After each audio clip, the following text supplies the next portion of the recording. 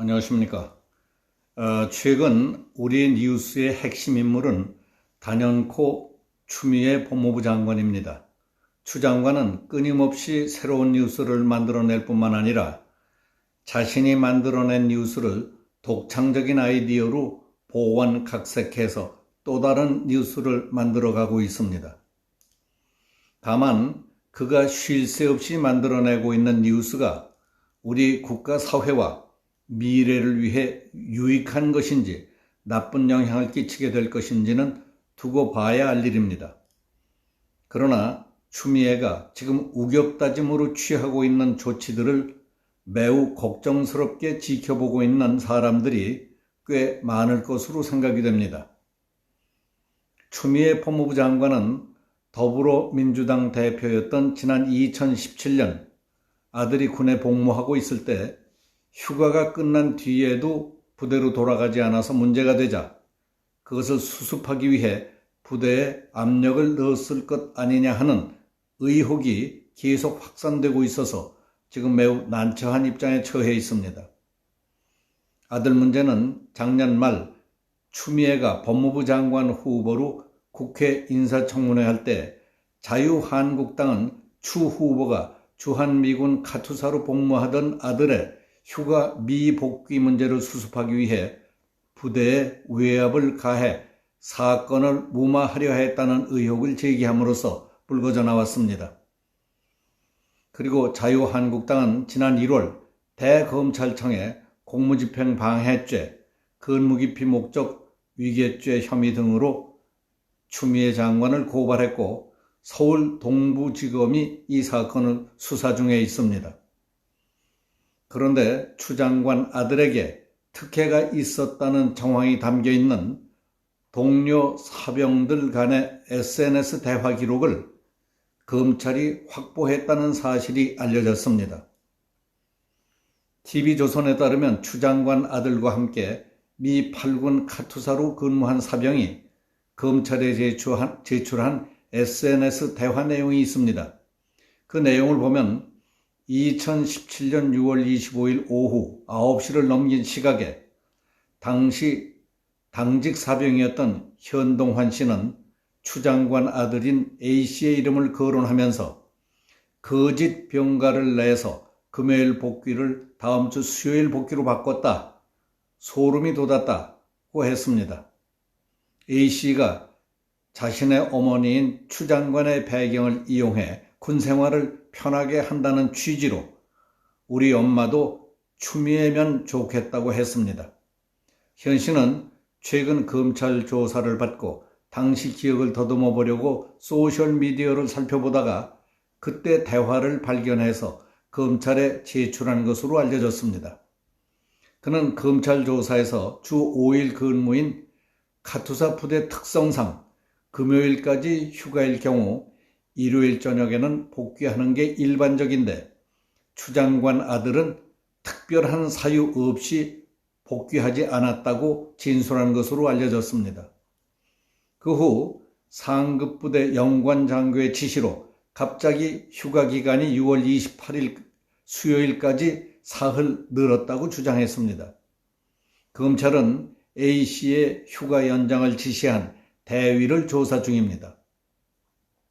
추 장관은 그동안 아들 휴가 미복귀 의혹에 대해 관여한 바 없다, 오해압을 행사할 이유도 없고 하지도 않았다 하는 입장을 견지해 왔습니다.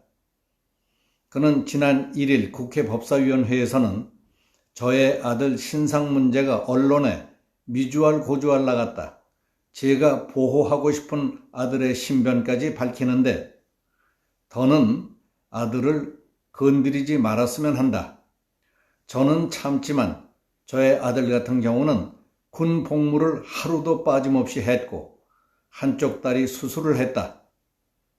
제가 국회의원이 아니었다면 다시 신체 검사를 받으면 군대를 안 가도 됐다고 말하기도 했습니다.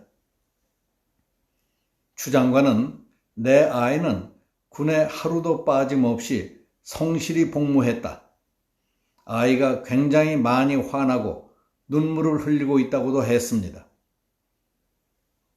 찬바람이 도울 정도로 차갑고 인정사정 없을 것 같은 추미애 장관도 자식에 대해서는 애간장을 태우는 절절한 모성애가 작용한다는 것을 알았습니다.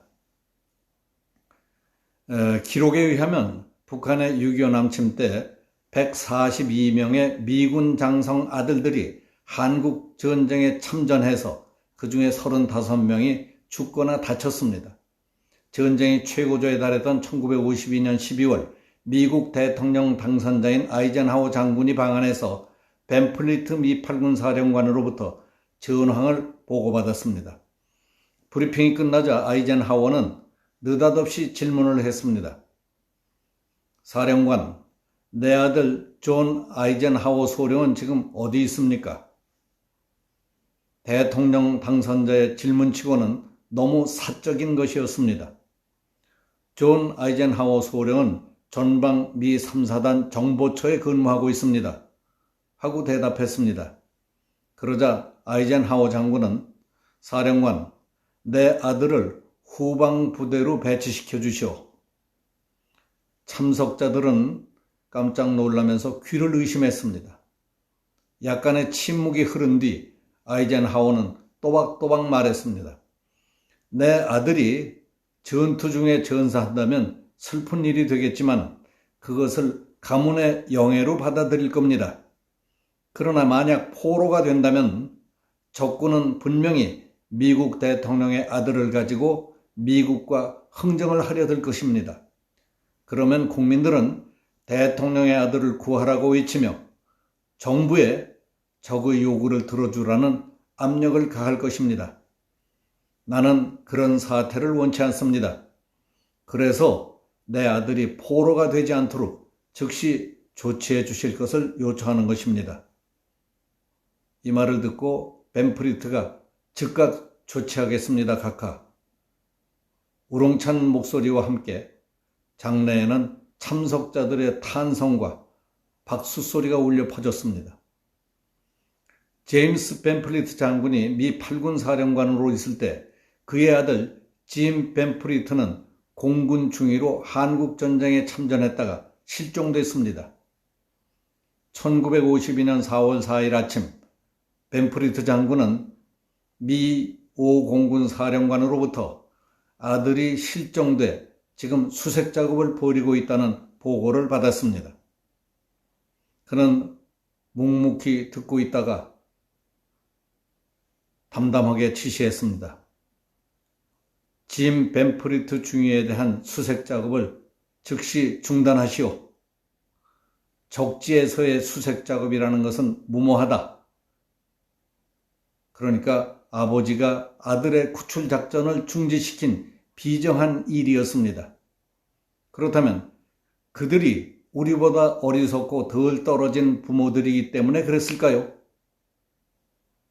우리는 어떻습니까? 고위직, 지도층, 책임 있는 자리에 있는 사람들은 내게 이롭고 좋다는 것은 누구보다 먼저 차지하려고 눈이 시뻘개서 날뛰고 뭐 하나 잡았다 하면 죽어도 안 내놓으려고 별짓 다 합니다.